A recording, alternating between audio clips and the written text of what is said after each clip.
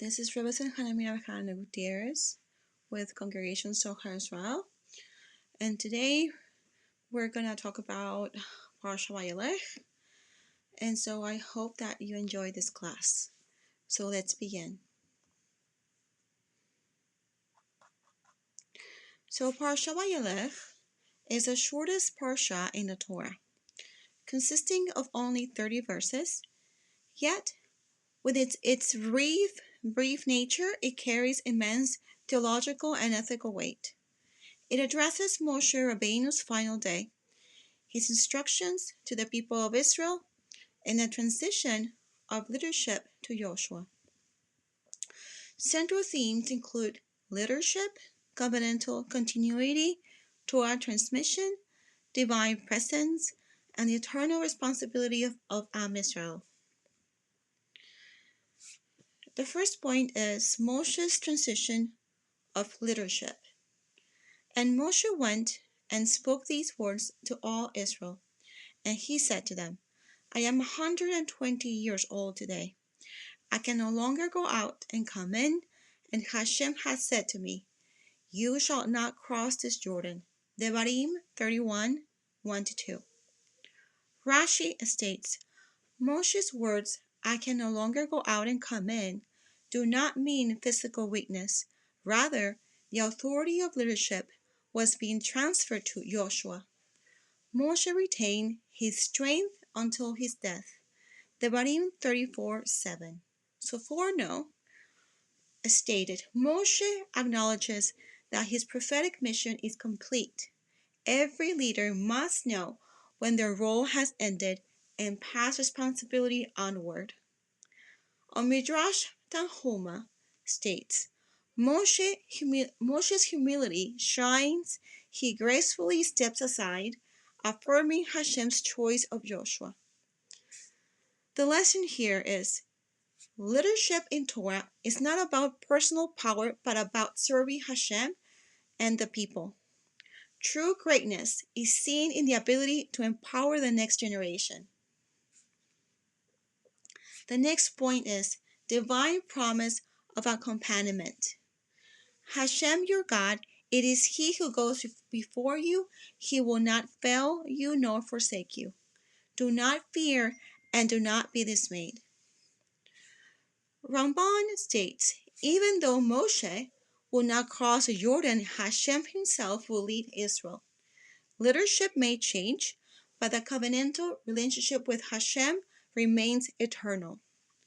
Hiskinu stated, the encouragement, do not fear, was directed both to the people and to Joshua, emphasizing that success in spiritual and physical battles depends on divine support.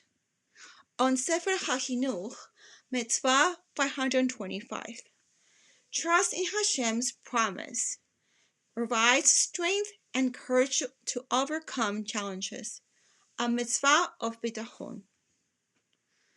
The lesson here is courage in Jewish life stems not from human strength alone, but from an awareness of Hashem's divine presence in your everyday life. The next point is public Torah reading, Hakhel. At the end of every 7 years, at the set time of the year of release, in the festival of Sukkot, gather the people, men, women, children, and the stranger, that they may hear and that they may learn and fear Hashem your God. Rambam on Hilchot Hagigah 3:1-6, the mitzvah of Hakhel required the king to read portions of the Torah to all of Israel, symbolizing national commitment. Even children were brought to give reward to those who bring them. Hagigah 3a. On Sefer HaChinuch, Mitzvah 612, the goal is to inspire awe, strengthen Torah commitment, and unify the people. Abad Banel stated, Hakhel served as a covenantal renewal ceremony mirroring Sinai. Just as Torah was given amidst awe and assembly, so too it is reaffirmed on a regular basis. Lesson to this is Jewish continuity requires both education and public and communal inspiration. The Torah is not a private property, but a shared national treasure. The next point is the writing and preservation of the Torah.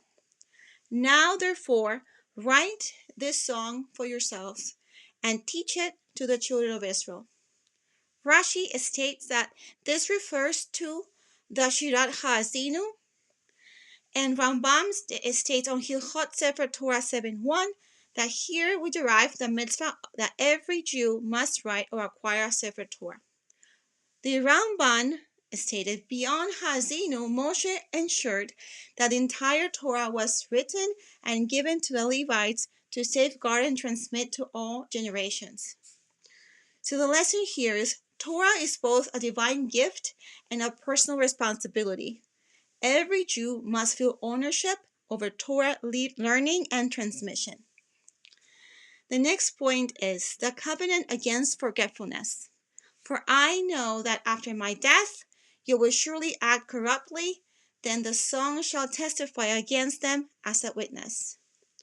Rashi stated on this, Moshe forewarns that Israel will sin, but Torah itself will remain a witness as a pathway back. On Midrash Shifrei, Vayelech 305, even when Israel strays, the eternal covenant ensures that it will never be completely abandoned. Rav Hirsch states that a Torah realistic view of human frailty makes his testimony more powerful.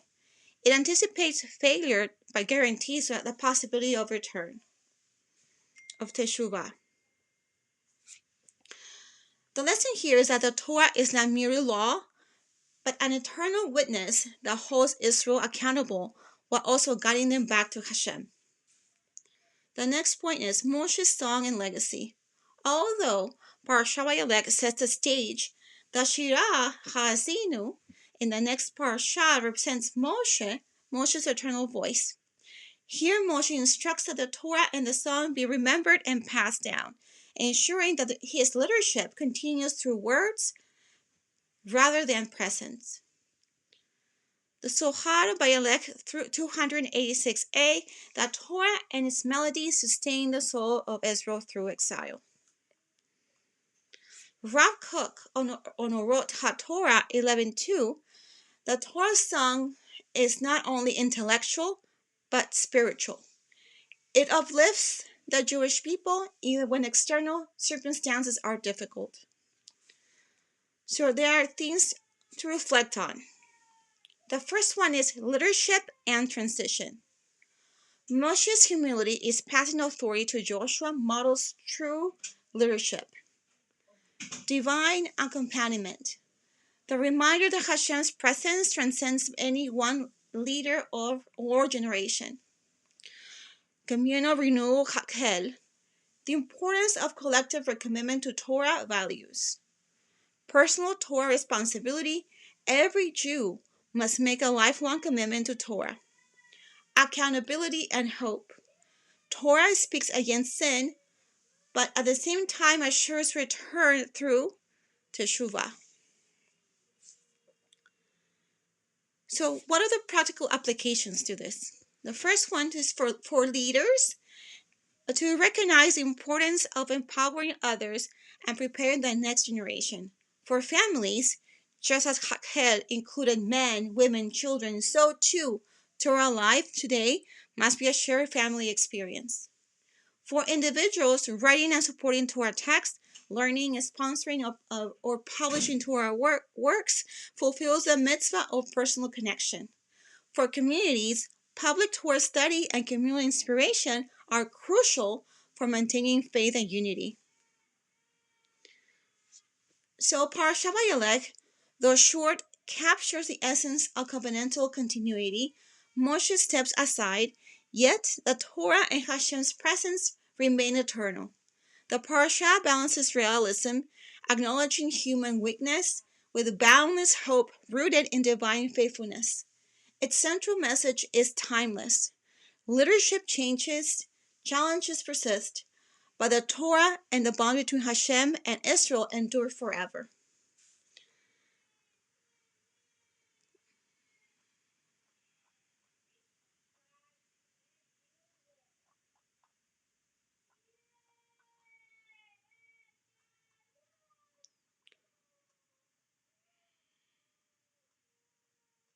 So let's move on to the connection of Parsha Vayelech to women.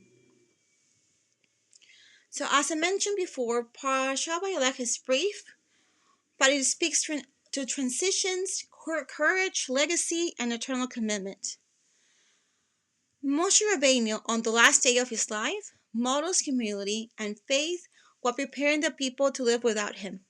For Jewish women, this parsha offers timeless wisdom about nurturing family, inspiring faith, and embracing responsibility in every generation. So when we teach our children Torah values, we are preparing essentially when we are no longer here and we are with Hashem.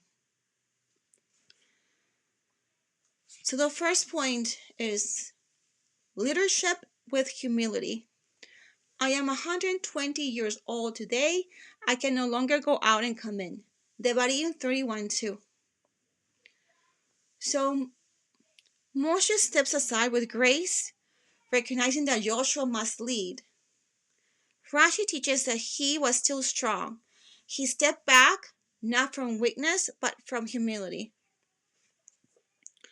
So women are often the quiet leaders of Jewish life, guiding children, supporting community, and nurturing faith. True leadership doesn't always mean being in the spotlight. It means knowing when to speak, when to guide, when to empower others. Like Moshe, Jewish women lead with strength and humility, planting seeds for the future. The next point is courage through divine presence. Hashem will not abandon you. Do not fear and do not be broken. Moshe reassures Israel and Joshua that Hashem himself will walk with them. Ramban explains, human leaders may change, but Hashem's presence never leaves. So for women, life is full of transitions. We raise our children, we support aging parents, facing personal change. The Torah promises that Hashem never abandons us. Women can draw strength from the truth in moments of fear, loneliness, or uncertainty. Courage is not pretending everything is easy. It's leaning on Hashem's constant presence. The third point is Kakel, a family gathering of faith. Gather the people, men, women, children, that they may hear and learn and fear Hashem. The mitzvah of Hachel brought the entire nation together every 7 years. The Talmud Chagiga 3a says, even children were brought to reward those who bring them. So what is Kakhel? Kakhel, it really means assemble in Hebrew. It is a commandment found in Devarim 31:10-13. It requires that every 7 years during the Sukkot festival following the Shemitah, the entire nation of Israel, men, women, and children gather together to hear the Torah being read publicly by the king. The main purpose is inspiring the people to fear Hashem and observe his commandments, his mitzvot. Moshe says that even children who have not yet reached full Torah understanding should witness and absorb the words and values of the Torah. So who participates? The mitzvah emphasizes inclusivity.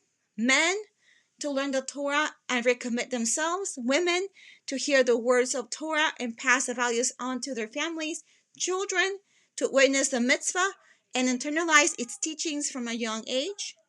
So the Torah explicitly mentions that women should be included so that they can hear and internalize the Torah. So who reads? The Torah reading is led by the king of Israel or a national leader in his absence. If there is no king, the sages ruled that a qualified Torah leader, like a Nasi or communal head, could read. The reading covers major themes of the Torah, focusing on obedience, fear of Hashem, and being faithful to Hashem. The next point is timing. Kakhel occurs once every 7 years, specifically on the first day of Sukkot after the Shemitah year.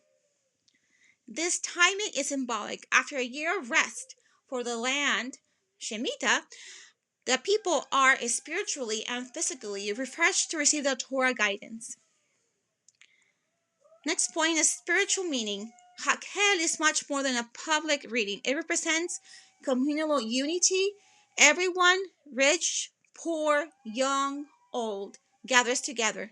Transmission of values. Parents, especially mothers, play a key role in reinforcing Torah principles at home. Inspiration and renewal. Just as the Torah commands obedience, the assembly inspires each individual to recommit to God's commandments. Intergenerational learning. Children hear Torah directly from leaders, ensuring continuity of Jewish faith and practice. Next point, Hakhel and women. Women's role in Hakhel is emphasized because they are often the spiritual anchors in the home. Hearing Torah publicly allows women to internalize its teachings for personal growth, pass Torah values to their children in meaningful ways, serve as models of faithfulness and devotion within their families. Even if women do not publicly read or lead, their presence is what's critical for the continuity of Jewish life and values. The next point is modern relevance. Even though we do not have a king today, the spirit of Hakhel is observed in public Torah readings and celebrations during special Shabbatot, community-wide learning events, especially after Shemitah years, family-centered Torah study, where parents and children learn together, echoing the generational impact of Hakhel. The Rebbe Lubavitch and other sages encourage using Hakhel's principles to strengthen communal and family Torah learning even today. So, Hakhel is a mitzvah of public Torah assembly, meant to unite the Jewish people, inspire fear of Hashem, and transmit Torah values across generations. Women play a vital role in absorbing and internalizing and transmitting these teachings, making Hakhel a uniquely inclusive and spiritually empowering mitzvah. So women play a vital role in creating Jewish family gatherings of holiness, whether at Shabbat tables, holidays, or moments of prayer. Just as Hakhel, the presence of women and children was essential, so too, in every generation, women sustain the spiritual atmosphere of Jewish homes.